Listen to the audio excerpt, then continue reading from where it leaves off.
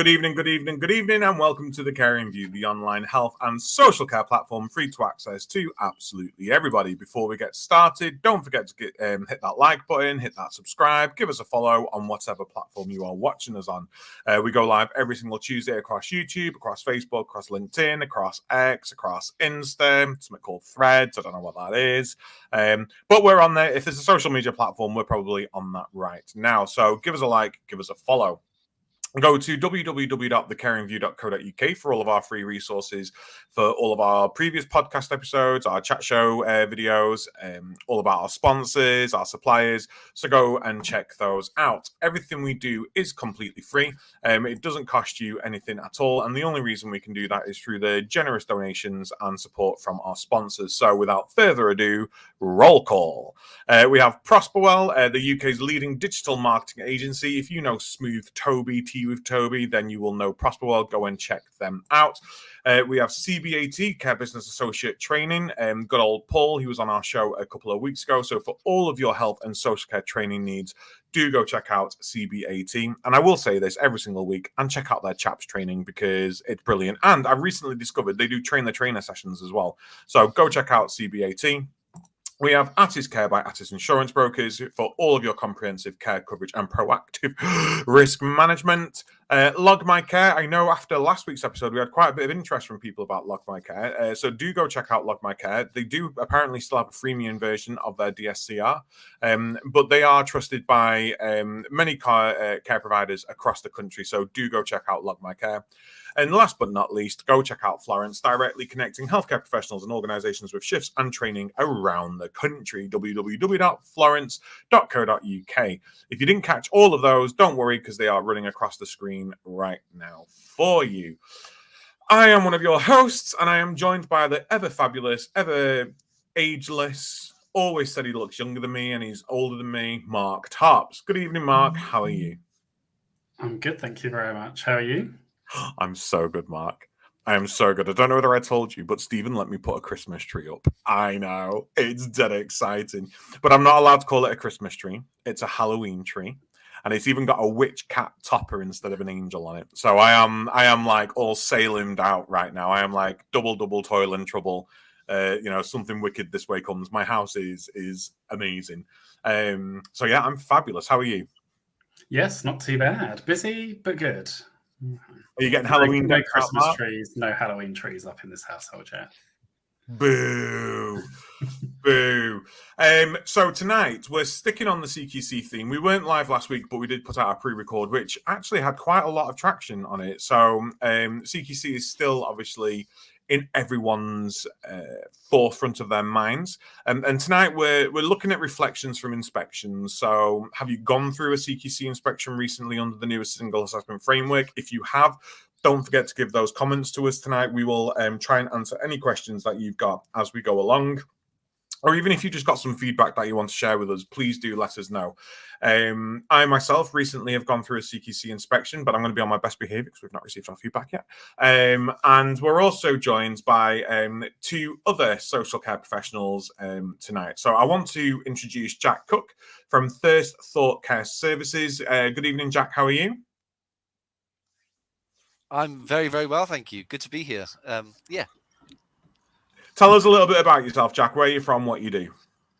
So I'm Jack. I'm co-current registered manager and nominated individual of First Thought Care Services, based in Gloucestershire, and our service supports all ages up until 65, including children. With sort of mental health, learning disabilities, autism, and an array of different needs. And well, I mean, NI and RM, you must be mad. You must have done something wicked in your past life to be an NI and an RM all in one. We're also joined by Keith from Apex Healthcare. Good evening, Keith. How are you? Good evening, everyone. I'm good, thank you. So yeah, I'm from Apex. We do domiciliary care, anything from short visits to 24-hour care. We're based in Reading in Berkshire. And yeah, our target market is private clients. That's the majority of clients we support, and we're trying to offer a premium service. So that's kind of our kind of niche and the clientele we kind of support. Thank you very much, and thank you both for giving up your evenings to join us tonight. So the single assessment framework in my mind feels like it's been out for a long, long time, but actually it hasn't, and it is still very new.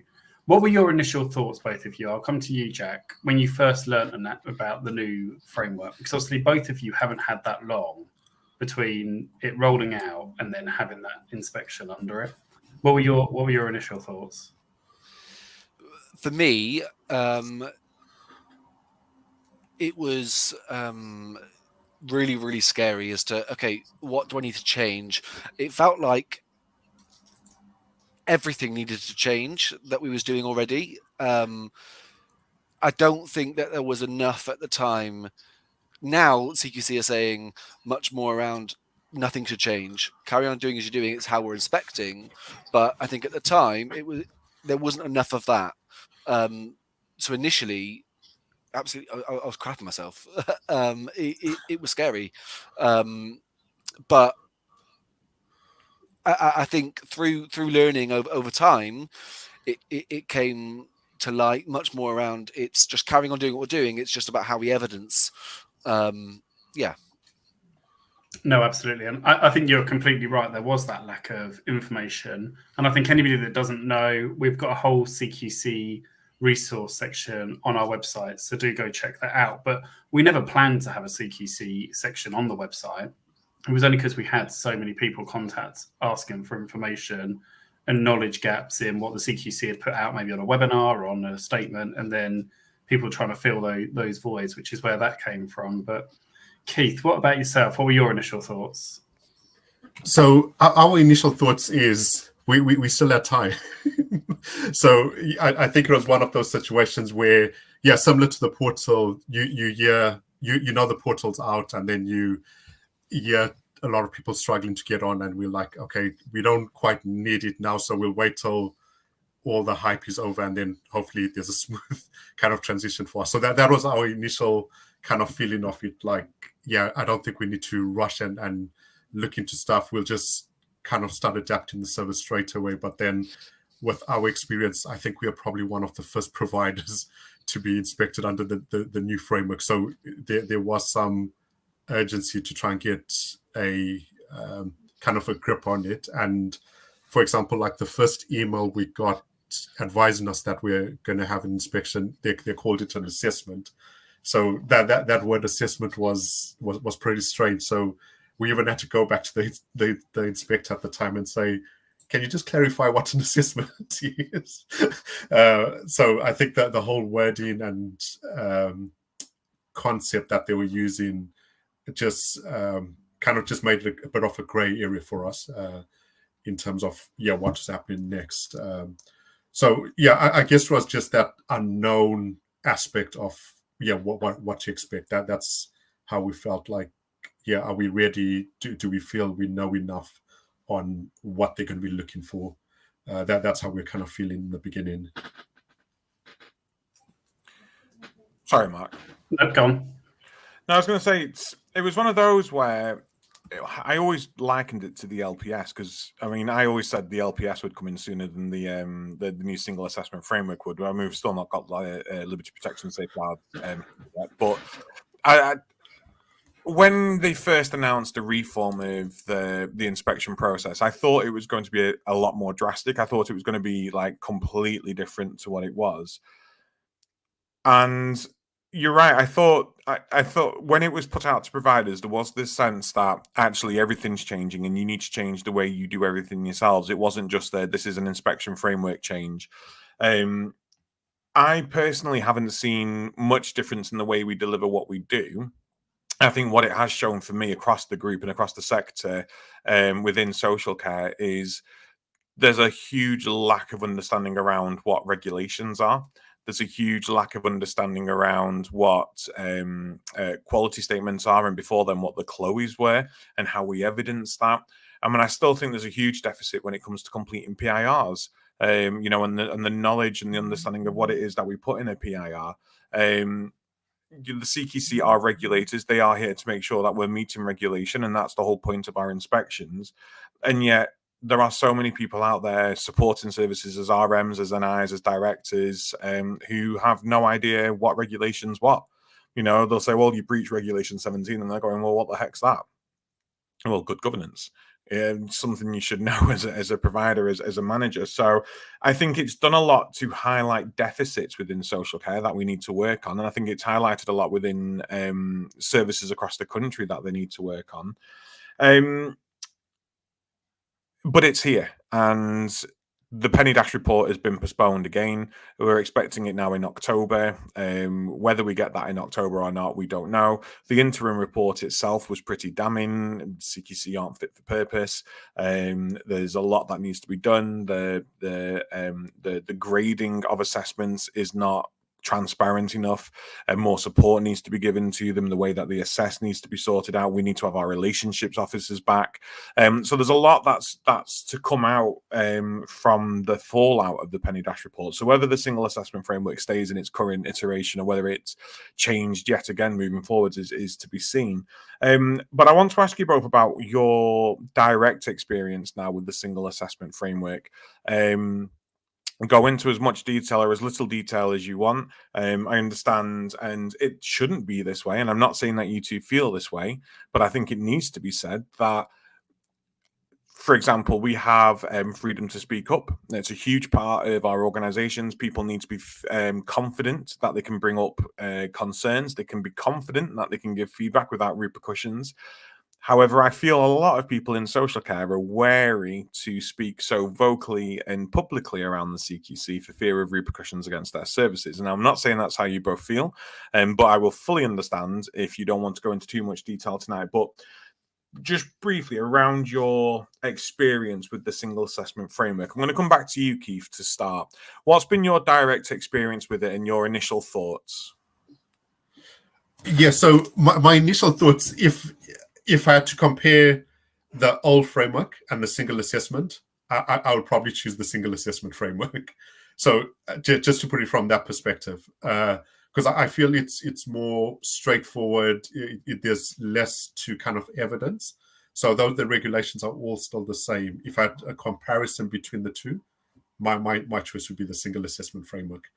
But then in terms saying that, I think there is still some improvements that could be made around it. I don't know if that's kind of my perspective on it. If I had to choose the two, I'll go with the single assessment framework. That's interesting. That's really interesting. Jack, what about yourself? I have to completely agree with Keith. And I mean, I know Keith had his inspection prior to us. As Keith said, he was one of the first. And I think that for us, the single assessment framework, yes, there are flaws. And I think CQC assessors also know that there are flaws currently. And if I completely agree that I think that there are going to be some providers out there. I mean, we're dual registered, so we are registered with Ofsted as well for a separate part of our service. And in comparing the two, CQC at the moment 100% has. I'm rooting for CQC.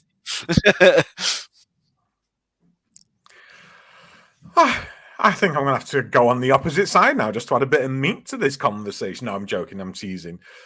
Mark, I know have you experienced inspections under the new framework yet? No. So I fall in the category that many managers that got in contact with us had, which was that we had an inspection that was post the rollout, but was still under the old framework. So there was still a lot of managers, although there was one manager that was telling me she had an inspection a couple of months ago, still under the old framework. So they're contesting the outcome of that. So it's interesting to see what's happening. But just touching on your point that you made before the question around managers and that fear, we did have a number of managers that reached out to me off the back of posts when we were looking for people to join us.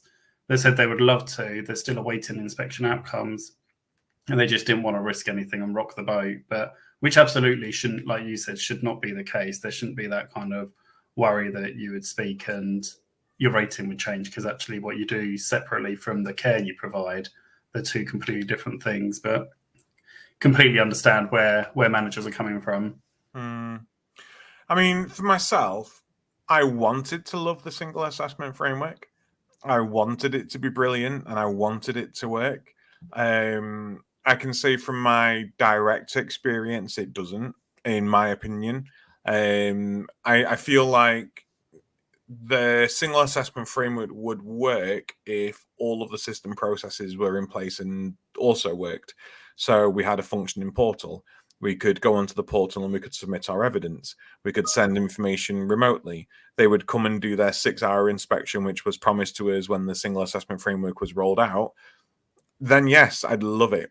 The fact that we've been through one and it was 3 full days is completely the opposite of what we were sold, and actually was a lot more intense and a lot more invasive than the previous inspection framework was itself. So I feel like in essence, it should work, but I don't feel like they've got everything in place that they need to have in place to make it work. I do feel like there's a huge shortcoming around the ability to send stuff over, and that's for me is the biggest bugbear, because even when they're not on site, they are there requesting everything to be sent over. And I know recently from our inspection, I won't go too much into it, but there was a lot of stuff, and it ended up being nearly 2.5 weeks worth of work just for one inspection, which is mammoth. You know, it's soul destroying for one, but actually we're also trying to run services. And how can we run a service when all we're doing is collecting evidence to provide to a regulator to send over? There's life still happens, you know, life still moves on, and work still happens. And I don't know, I found it clunky, if I'm honest. And in fact, I mean, there's 107 evidence categories that they need to complete. They need 2 to 3 pieces of evidence per evidence category. So the one thing that I'm now taking from this and applying to my entire group is, right, let's just get all that evidence together already, because if they come through the door at any of our other services, I just want to be able to give it them. I don't want to spend all this time searching for it again, because it was difficult, it was hard, and it was long. But I wanted to love it. Mark, you know, we've spoken about it loads, haven't we? We've spoken about how amazing it's going to be. We've spoken about how easy it's going to be. We've spoken about if you get an RI, don't worry about it, because you can submit your evidence monthly and they'll review your score and it'll improve. But actually, you can't go on the portal and do anything at the minute. You can't even register the manager through the portal because it just does not work. And I think the CQC acknowledged that. I think, you know, they've acknowledged that actually they rolled it out too quickly. There wasn't that listening to providers, to relatives, to people that use care services. They obviously know the portal isn't working. And I think now they're actually putting back on the comms of providers using it and going back to kind of the other methods that are available. I want to talk around preparation, because there'll be a lot of people watching thinking, oh, actually, what should I prepare for? What areas did you focus on in the lead up to your inspection? Are there any areas that you focused on more than others? And obviously I appreciate that you had yours kind of when there wasn't as much information around as there is now. Jack, I'll come to you first. So for us, it wasn't, we didn't have to really prepare much that we didn't already have in place. It wasn't much different from how it was previously for us. And we was inspected in March. That it was much more around, can you provide me with evidence of feedback, evidence of surveys that we might be doing with stakeholders, stuff that we was already doing, and how we had it saved in our system was already sort of in categories that it was, oh yeah, I've got that. I mean, we was inspected only over 3 categories. 3 key questions. And for us, I think that in preparing, we kind of already had our everything ready as we would before anyway. So I don't know whether I can really kind of answer this question in its entirety, but Keith, I don't know whether you've prepared for this better. Yeah, sure. So I think Adam's touched on some things already in terms of trying to get his other services ready. So we, in late November, we had kind of started looking at the quality statements. We didn't quite kind of understand everything and what evidence was needed. But in early December, we kind of had the quality statements, and we're just putting obvious evidence to each quality statement. And that, I guess, was some form of preparation. And like any good Christmas, that's when they told us that they're coming to inspect just before the week before Christmas. So they warned us about it, probably 3 or 4 days before Christmas. But then the inspection was happening early January. But between then, there was several things we had to send across. And at that time, the portal wasn't live at all. So the request was just to send these things through email.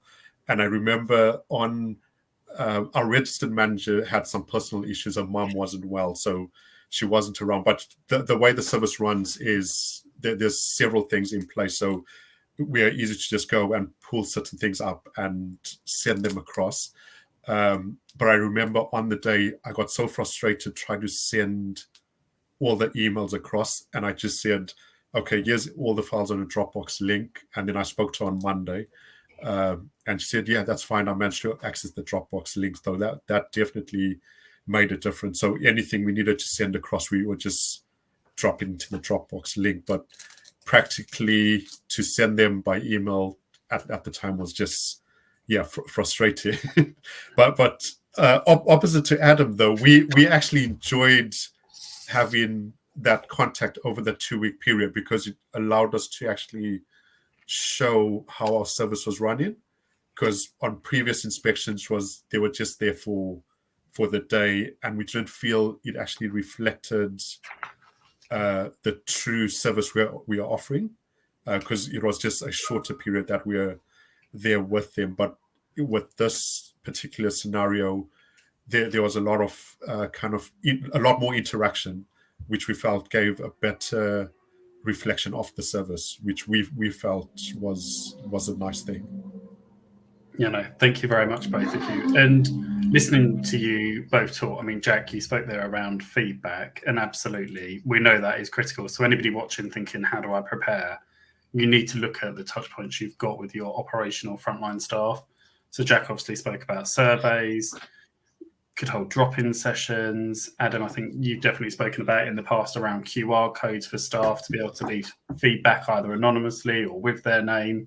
And then just kind of listening to you there, Keith, talk about those touch points for those couple of weeks of your inspection. We know from some of the managers that we've spoken to that some of them have had that over a period of 3, 4, 5, and some homes even longer than that. So actually the inspection timeframe is a lot longer now under the new framework than it once was. And I did look at some kind of stats. So on average, and we can talk about quality statements in a bit more detail further on in the show, but on average, they look at 12.3 quality statements, with the most 3 popular ones being looked at are safe and effective staffing, safeguarding, and involving people to manage risks. So I think if there's any areas that you're wanting to prepare now, you should focus on those 3. I'll drop them into the chat so everybody's got them. Just talking off the chat, we've had a question come in. I'll bring it up on the screen from Aaron on LinkedIn. Not having gone through the recent inspection, why did you prefer the new way of inspections, and what's the difference? Jack, I'll come to you first. For us, for our service particularly, we wasn't inspected under the old framework. Whilst we've set up this company, I'm the owner, but I have gone through inspections previously, and for us, I felt as though it was so much more relaxed. I didn't feel under pressure. It felt like I was talking to a family member or a member of staff about anything. It felt natural, and anything that was raised that, have you thought about this? It wasn't just, you need to do it this way, which I know previously I've had difficulties with different inspectors wanting different things, but it felt as though, have you thought about this, rather than you need to do it this way. And I mean, for us, they arrived on site at 1 p.m. announced, and left at 6 p.m. and the rest was done online. So it didn't even feel like, right, okay, I'm going to have to rearrange this meeting. I'm going to have to do this, do this, do this. For us, it was much more, okay, they're coming in the afternoon. Let's how we normally would with someone coming to visit us. And so that was, the biggest difference, I would say. And Keith, what about for yourself? I've got a follow-up question off something you just said, Jack, but I'll come back to you. But Keith, what did you prefer in the new way of the inspection? What was the difference? So I think it seems to be there's a mindset shift where even just from the wording, inspection feels like I'm coming to find something wrong with your service.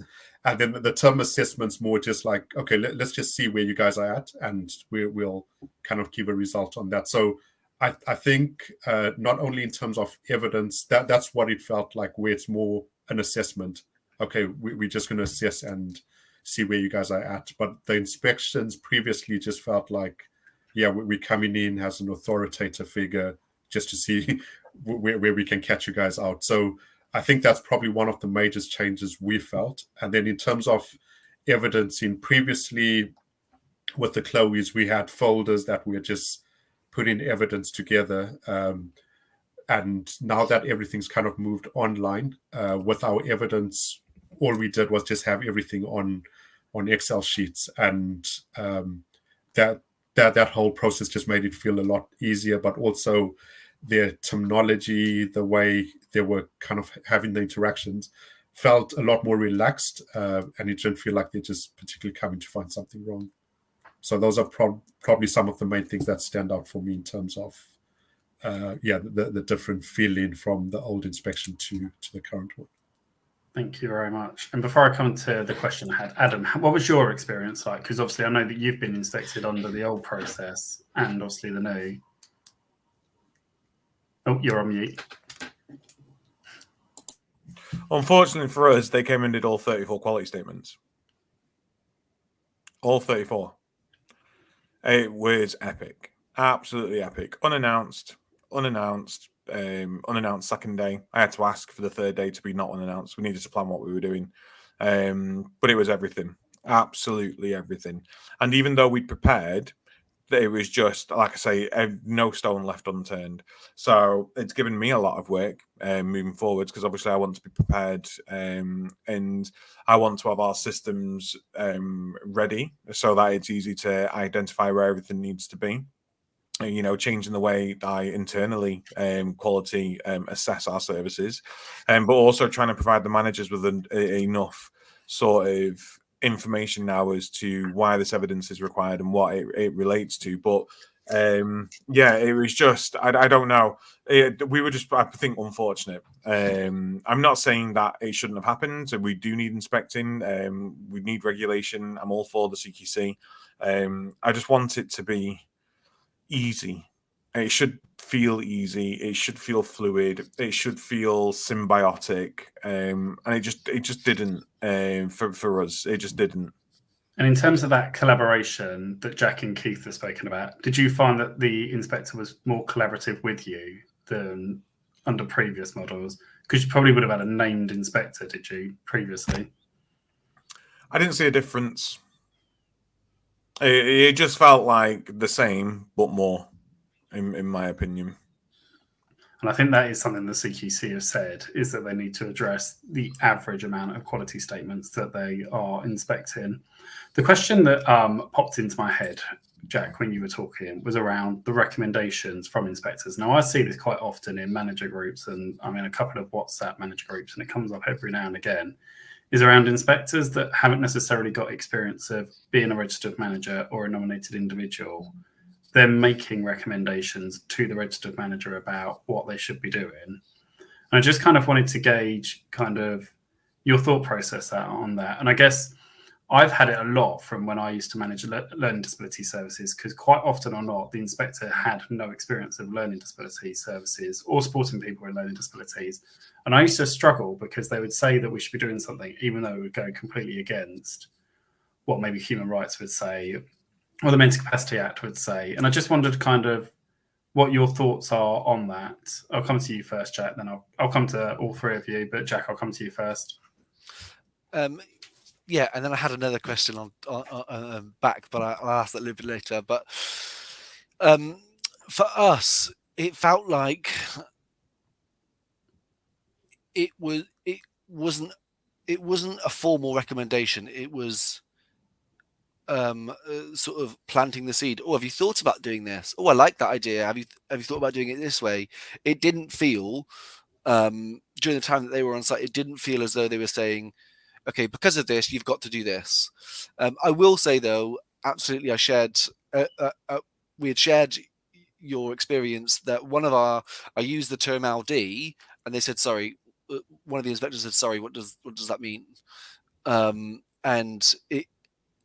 So some parts of it, I absolutely, in fact, it does feel frustrating when you haven't experienced a service like ours, that you're making recommendations, but it didn't feel like a recommendation. It was worded in a way for us that I would take from somebody who has no care background, say, oh, have you thought about doing this?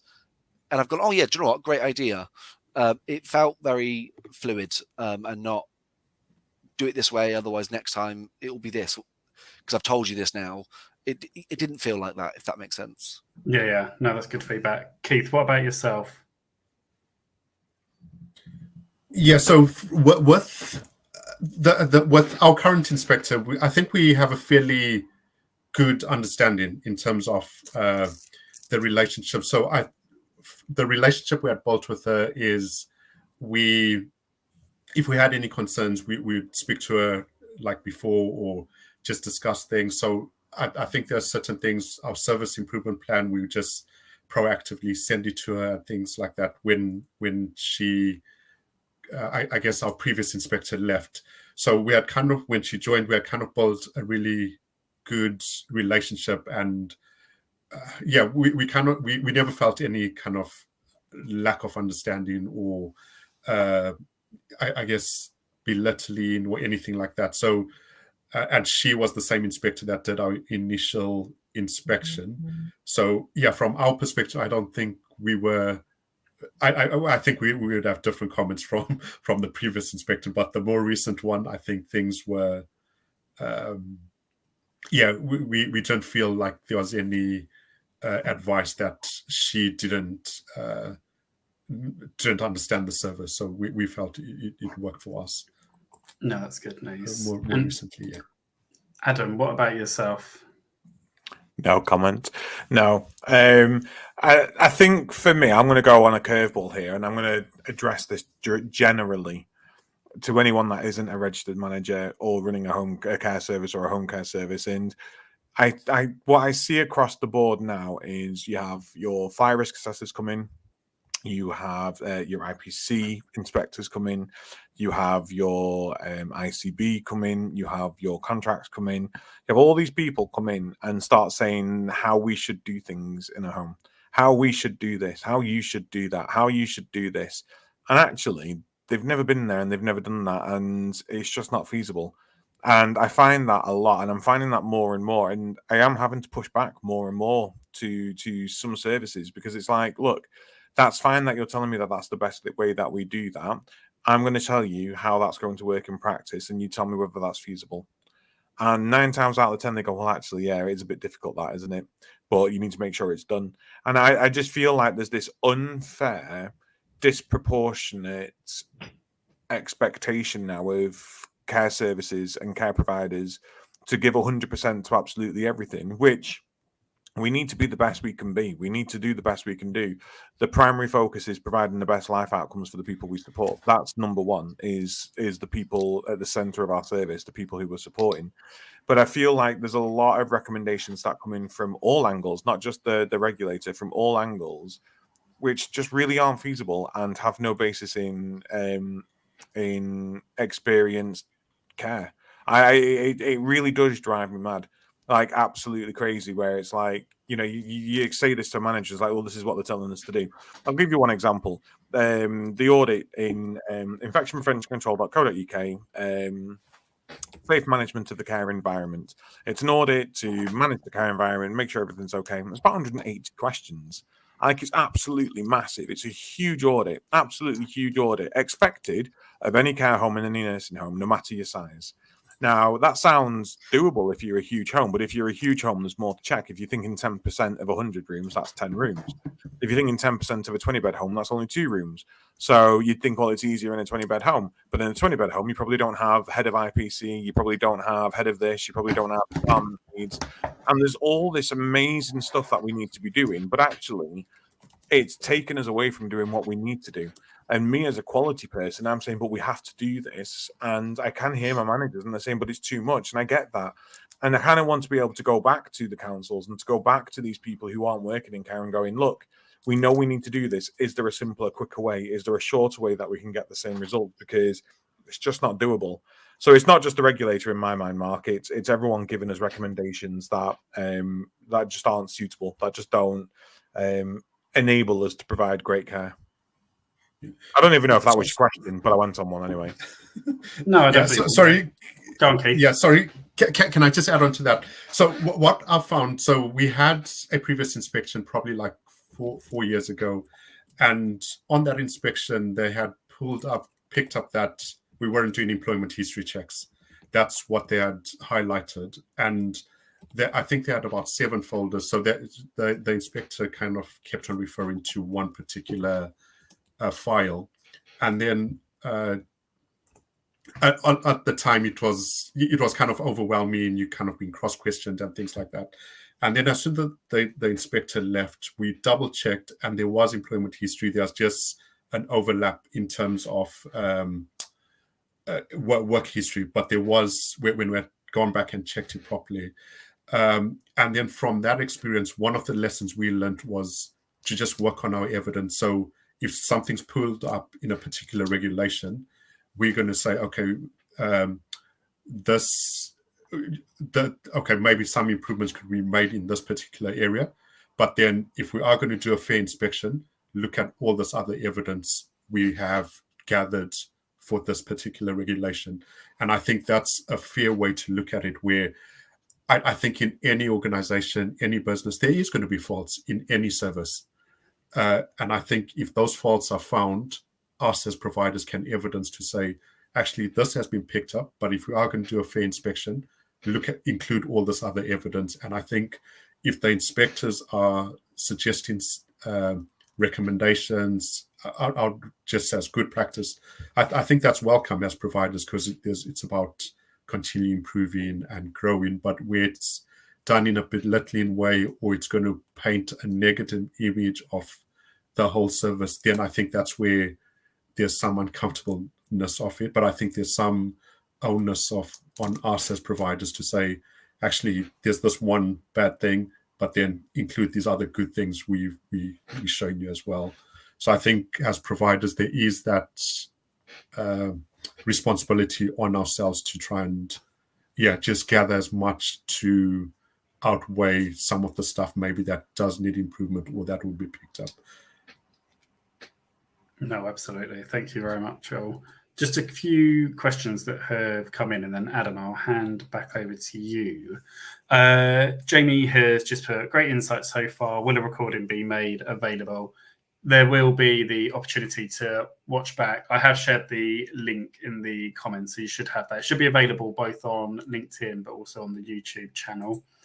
Charlotte has put, which I feel like we've answered this question, but Charlotte, if you want any more, then just pop another question in. Do you guys think it's important that CQC assessors and inspectors should have knowledge in health and social care background? What do you guys think if they didn't, would that make your job more difficult? And I think to summarise, we feel they will, but like Jack said, actually they might come in with a fresh pair of eyes and think of something outside of the box. There's a statement here from Aaron. I understand from a previous inspection manager that CQC have approached ex-inspectors to return to CQC who took redundancy a couple of years ago. I believe this is because they will have relevant experience. There's no sense in primary care inspectors inspecting adult social care. And completely agree. And yeah, I think CQC have said that they're going to approach people to come back out of redundancy. I was just going to say on that, a particular question as well that I think that I don't know as to whether it's more so around because they need more experienced inspectors. From what I have gathered from my assessor or inspector is that so we've been inspected, so we've not had an overall rating. We've been registered since I think it's 2022, maybe 2023. It started January 23, and so far we've still not got an overall rating, and which is extremely difficult when trying to explain that to local authorities. And so for us, we've been inspected, but our overall is still not rated. And we was inspected under 3 quality statements, and my biggest issue at the moment is local authorities not understanding the single assessment framework. The amount that I have to explain and say that we have been inspected, they've just not looked hard enough because it says inspected. And unfortunately, we won't get an overall rating probably for another 5 or 6 years when they eventually cover 80% to get our overall rating. But what I did get from the inspectors that came on site is that they're planning to assess no more than 5 at a time. I know, Keith, you went through all of them. Adam, out of curiosity, quickly, when did you have your inspection?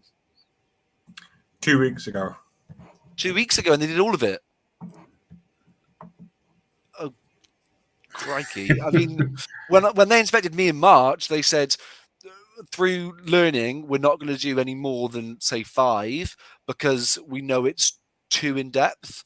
And they had said that what we're planning to do is between 3 and 5 every sort of quarter per year. So they'll come out in theory or online 4 times a year is when you'll be sort of a new inspection summary or assessor summary will be on the website. And so I said I've already raised. Well, then, based on that theory, I should have been inspected again, and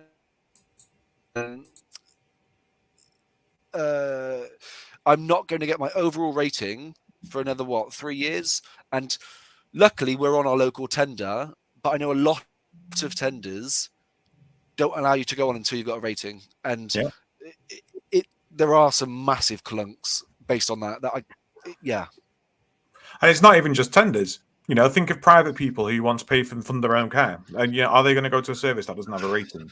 Are they going to trust a service that doesn't have a rating? Are they going to understand when we say to them, look, this is a reason why we don't have a rating? Even more than that, there's supposed to be consistency. The CQC framework should be standardized across the country. And what you've just told me, Jack, is completely new to me. I've never heard it explained that way. I've never heard it being said that it was going to be done in that way. So actually, the CQC themselves need to be doing the same thing across the country. They can't be doing one thing in one patch and another thing in another patch. Otherwise, it's not the single assessment framework. It's a multi-assessment framework, depending on where you're at in postcode lottery. And exactly that. And I think that I'm kind of you're making me change my side a little bit. One thing that we had raised is they'd raised during our inspection, which you'll find on online. They'd raised that actually for one of our individuals that we didn't believe because it was just prompting and there wasn't clear guidance around the time as to what prompting exactly was. That and she was living within our service or is living within our service, and it was just a sort of a one-off prompt around showering and things like that. And when they had come out to assess, they had noted within our report that we aren't registered for supported living, and we need to be, and therefore there were concerns around that. And we've now added that, and we're registered for supported living. However, when I said, well, please can you then change that on the website because that's the point of the single assessment, they said, no, we'll do that during our next inspection. And I thought the point, from everything I've seen and heard, the point of the single assessment is it's supposed to be almost a live update that will keep updating. When you send us new evidence, whatever it may be, we will update so that you don't see an assessment from 4 years ago. And there's not enough. And back to the question, sorry, that I kind of didn't answer but did, is there's not enough assessors or inspectors to be able to currently deal with what they're currently dealing with, especially if they're planning to assess providers every 3 or 4 months, which it seems like they're kind of reverting back and going back to the old framework by assessing all of the categories in 2 or 3 days. Not going to see you again for 3 or 4 years. And I really hope that for us, that's not the case for us, because otherwise we're not going to get a rating ever. Yeah, no, I agree. Somebody that I know within the CQC have messaged privately, just saying that they are reaching out to inspectors that have left the CQC because there was a large number that didn't agree with the getting rid of the named inspector model. So actually now they're going back to having named inspectors. They've reached out to those that wanted that model. But it'll be interesting to see. Adam, I promise you I'm coming to you after this. Vanessa has put, I think the figure of 5 has now been discounted. Also, I believe inspection teams are now mixed, meaning adult social care and hospital inspectors to inspect wherever. Adam, over to you. I've got myself all wound up now, if I'm honest. I think my question is, and this is a bit of a selfish question because I want to know, because we've not had ours yet, is of all the differences of the inspection, one of the ones that doesn't get spoken about a lot, but I think is important, and forgive me if we've asked this now, I've spoken about quite a bit, is how does the feedback differ? So I've spoken to some people who have said, well, actually, the feedback's a lot longer now. I've spoken to some people that said it's no different. Our inspectors pre-warned us to say it could take up to an hour and it could be 15 pages long compared to what it would have been in 3 pages. So what's been your experience with the feedback, and how has that differed between the 2 frameworks? Keith? Yeah, so our... 2 days, we had contact with our inspector 2 days after the inspector, but it was like she was asking for other documents. And she did say, officially, I can't tell you what the rating is or the feedback, but if I had concerns, I would have brought it up by now. So that gave us some indication that things were okay. And then our actual inspection was the 10th of January. And then we had a feedback meeting, which was probably about 40 minutes. Just online, and then she gave feedback on the different categories, but it was very, very generic. We never went into specific details. So it was just like, oh yeah, staff said the service, they have opportunities to make improvements. That's rough feedback. It wasn't really detailed, but it was just like an overview. And then the actual CQC report, our draft report, we only got back in August. So we inspected in January. And I even messaged Jack at some point to say, have you got your report back? And the thing we've been told, there's been technical issues. So we had... I see Adam's face. Yeah, I ain't waiting 8 months for my report. I can tell you now. This isn't what Keith is saying. Isn't uncommon. There's a lot of managers that said that they were still waiting for an inspection report, so they didn't feel like they could come on and join us to give their version of events. But some of them had been waiting 3, 4, 5 plus months. Yeah, and it was just put down to a technical error, but we had to keep kind of following up to say, yeah, is there an update and what's happening? And then, yeah, but Jack's experience seems to have been different. He seems to have got his report a lot earlier when we caught up, a few months back. I wonder if technical error is Ian Trenholme's new nickname, because a lot's just come to light since he jumped ship. Jack, what was your feedback experience like? For me, massively controversial that it was genuinely just so good. And where would you're registered, I can't help but compare with Ofsted being in the news in their lack of mental health support recently. CQC, I felt, were more supportive than than any regulator that I could ever compare with, whether it be, I don't know, hotel inspector or whatever it may be. It felt just smooth. And I mean, surprisingly, but probably because we was inspected or assessed, for only 3 of the key questions, or the quality statement, that we had. I remember saying to what was my allocated inspector, and said, they did tell me on the day that it would be 5 or 6 months until I apparently get it back. I'm not waiting that long. And she said, Jack, it won't be. She wasn't on site that day, and she said, Jack, it won't be. I don't know why they said that, but obviously that is the actual reality. And I had my report back in, I don't know, 5 weeks. And I was like, great, happy, nothing, good to go. And I liked how, like I said, there were some bits that go, actually, you weren't regulated for this, but you should have been. But still, in the areas inspected, I got what would be an equivalent to a good, even though there were flaws, which hopefully their assessment ways have changed, because previously that would have been a requires improvement or inadequate. But it felt very much of, actually, I get this is why, and it felt very, they can apply their own kind of judgment, rather than just tick box exercise. So mixed across the board then. It doesn't seem to be like us. The reason I ask is the part of the framework changes was to make inspection reports shorter, easier to read, more manageable, more digestible. I've not seen any of that yet. Do you feel like your reports? I mean, poor Jack, you've not had a full inspection yet, mate, so you've not got a full report. I feel for you. Keith, your report, do you feel like it's smaller or bigger than the previous inspection reports? That's a good question. I hadn't thought about that, but we were only inspected under SAFE, quality statement SAFE. We weren't done under all 5, so it was only under SAFE. And I guess, just thinking off the top, I guess it does seem smaller from reading it, and I guess it does seem smaller.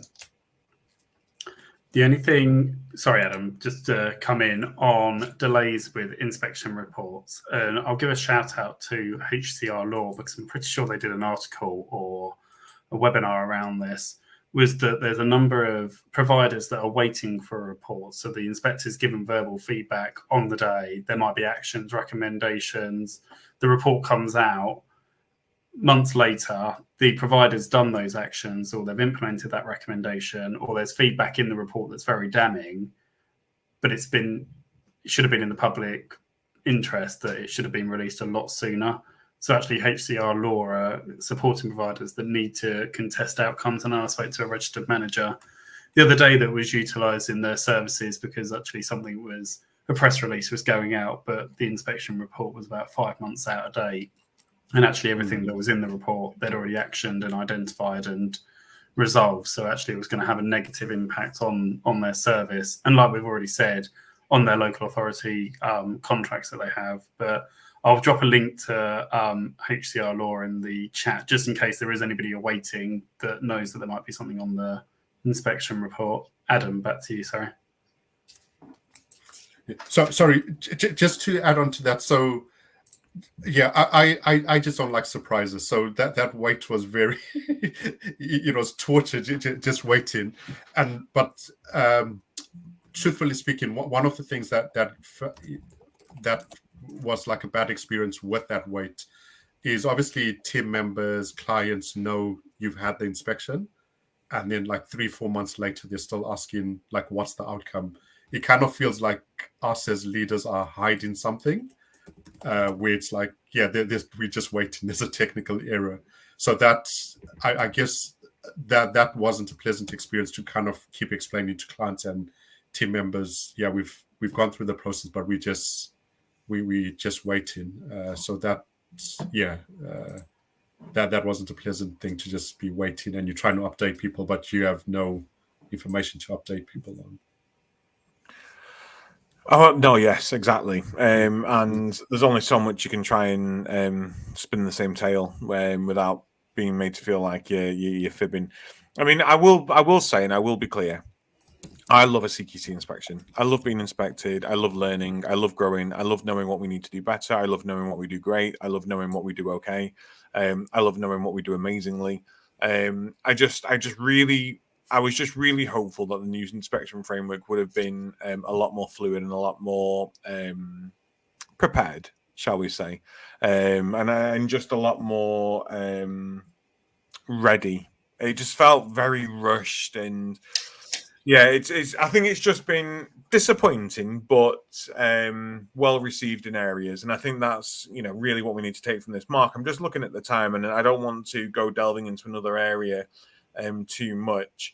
But I wonder, Jack, Keith, whether you might be able to give us just one last tip for providers still awaiting their single assessment inspection or assessment or whatever they're calling it in your area, depending on your inspector. Whilst everyone's waiting for those visits, just give us one more tip around how we can prepare the best that we can do. I'll start with yourself, Jack. For us, I would say just make sure, it's very similar to Keith actually, we I think I uploaded it to one of the Facebook groups sort of linked documents, or all of them. I don't know which one I uploaded it to, but a spreadsheet in how we gathered evidence and what we feel as though this evidence, because let's be honest, the evidence won't just meet one category or meet 12 of them or whatever it may be, that we created a spreadsheet as to saying this meets this, this meets this, this meets this. And on that spreadsheet, we provided the link to it. So when it came to following up, we said, here's everything. I mean, so we prepared everything prior to it as compared to how we did before in the folders. We had everything sort of ready and before, but I would say in preparation, I know a lot of people say that surveys don't work, people don't fill them out. What we have in our service is every time that, if you're a care service with a sort of a base, every time that you sign out on our iPad for signing in and signing out, it asks you a few key questions that we have put in saying, how was your visit? Did you see anything that raises concerns, or do you have any safeguarding queries? The DSL will review this, and any feedback kind of thing. And for us, both the assessors said, I love this. And they had said as well, they put no when it came to, do you have any concerns? So that if it was to ever come to it and I was to have to challenge, I could say, well, they said no concerns on their feedback form when they were signing out. And so for us, the preparation was just make sure you're getting feedback and you're recording it. Make sure your care staff are saying, Bob told me he had a really good day at the park today. They looked at that and it was like, great, you're recording it already. And just make sure that you're recording the feedback is my biggest tip. Yeah. No, I think it's a great tip. That so much doesn't get recorded, and if it's not recorded, how do you evidence it? Keith, what about yourself? Yeah, so similar to Jack as well, to start off. So we had all the quality statements, and then what we did is just evidence what we're doing as a service to meet those quality statements. And we had sent this document to the inspector the day before the inspection, and we literally just went through the document we sent her as to kind of talk through what we're doing and adding extra evidence. So we felt that was fantastic. And then just some other advice as well is I think a lot of times as care businesses, we're trying to run our business according to CQC standards, which the standards are there for a reason. But I think if it's run like any other business where, for example, like Tesco have a complaints policy, and then you're aware of, okay, this is the process if you want to make a complaint. If you're not happy, Tesco want to hear feedback, etc. So the biggest advice I think I would want to leave with people is run your service like any other business, where any other business has processes. Every other business has the people involved and technology, and just focus on those three aspects, and naturally you'll find you falling in line with the CQC regulations and CQC regulations. So the process is about, one process could be about how we evidencing things, and then so that's an example of process. The other one could be about people. So what's the culture like? What's the vibe in the team? What do you guys stand for? Is there a growth mindset? And then the next one is the technology. What things can you put together to bring the processes and the people together? So I think that's probably one of the main things I would leave with people is just run your care business like any other business. And from Tesco to Sainsbury's to a logistic company, all of them has those three components: processes, people, technology. And I think if we're going in with that sort of mindset, we'll start meeting all the regulations naturally. And it's definitely, has leaders, it just makes our job easier because the team's following up things, the process have been done, and the technology is kind of meeting those standards. No, thank you very much. Adam, any tips from you? Not yet. I just think, just get yourselves prepared. Know your quality statements. Know your evidence categories. Know how you're going to be collating that evidence, and just be confident. Just be confident in your knowledge, confident in what you're doing. Your job hasn't changed. The way you do things haven't changed. It's just the way you're getting this evidence across. So just continue to do what you can do best, and make sure what you're doing is correct. It's all I can say. And the only thing from me, just touching on what we've spoken about around feedback, get it from as many people as you can, the professionals, the people you support, the relatives, the local authority, literally whoever you can get it from, and on a regular basis, but utilize that feedback. Make sure that you're evidencing what you've done with it to make positive changes to the service, either whether it's for the staff or the people you support. And I'd also just check out the Skills for Care workforce plan, because there's a number of recommendations that the CQC have committed to. So those changes will be coming down the line at some point. And we've obviously got sustainability as well, which is due to be inspected on, and it will be scored on. So if you haven't yet got a sustainability plan, make sure you definitely get one of those. Adam, back to you. Well, I just want to thank you both, Jack and Keith, for joining us tonight. I think it's been a great insight, especially for providers who haven't gone through the single assessment framework yet themselves. Thank you for giving up your Tuesday evening. The Tuesday bake-off comes back as well, and you've given up your night and you're not watching Prue Leith and Paul Hollywood cram as many innuendos into a profiterole as they can do. But, huge thank you for you both joining us. Mark, what are we on next week? And I believe we're at the Care Show. Yes, I will not lie. I do not have the spreadsheet up for next week, so I don't know what is next week. But Care Show-wise, yes, we've got 2 talks at the Care Show. So day one, we are joined by Julie Garrity and Caroline Barker, and we're just talking around the regulatory reflections with all the changes that are happening, with obviously the report that's come out, and just how we continuously improve in care quality. So that's on the Keynote Theatre at 10:30 on day one. And then the second day, we are with Hannah Montgomery from Grace Cares, and we're talking around how you can evidence sustainability in home care to meet the framework. And for anybody that didn't watch, a couple of weeks ago, we have worked with Hannah to create a sustainability guide book that will be available. So there will be a free version and a paid version with all the money raised going to charity. But it breaks down literally step by step how you can evidence and meet that framework with loads of resources and tools around sustainability. So that is on day 2. And my eyesight is not good enough to see 12:15 on day 2 on the Home Care Theatre. So I can test I'm just thinking I look like I've been stung by 15 bees in that photo. I've lost a lot of weight since I've had that photo. We must It's get all some right, because photos. that photo of me is really old. I think that was kind of when I had one child, so I'm talking about 10 years ago. We must get some new photos of the Care Show. Yeah, do come and check us out at the Care Show. Come and find us. We'll be out and about, walking around, getting to meet everybody. 9th, 10th of October, and we're going out for a bit of grub in the evening, a bit of a catch-up, a bit of a socialising event. So if you want to be a part of that, do get in touch and let us know. So until then, no idea what we're talking about next week, but join us anyway, live as always at 7:30.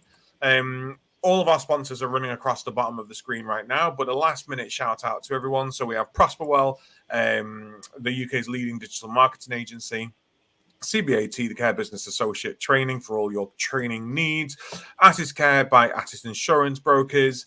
We've got Log My Care. Go check them out if you're new to the world of digital care planning. They're a good place to start or end. I'm not saying just use them as a stepping stone. Log My Care, perfect. Go and use them full term. And we've got Florence, connecting healthcare professionals with shifts and training around the country. Jack, Keith, a huge thank you so much for joining us tonight. Mark, as always, it's been an absolute pleasure.